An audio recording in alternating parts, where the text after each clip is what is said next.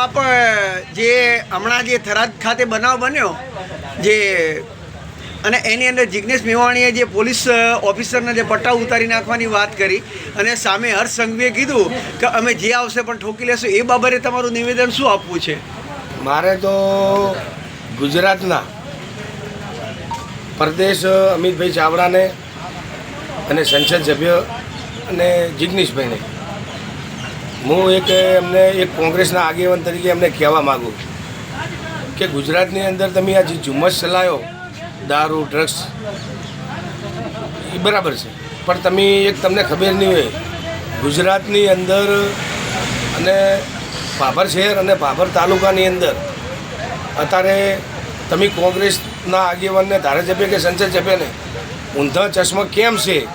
કે તમે આજ દિન સુધી દારૂનું બોલો છો, જુગારનું બોલો છો, બધે હરેક વસ્તુનું બોલો છો, તો તમે કોઈ દિવસ આ મેચાની જે આઈડીયુ ચાલે છે ને એ સટાકી તમે એ વિશે કોઈ દાડો કેમ બોલતા નથી.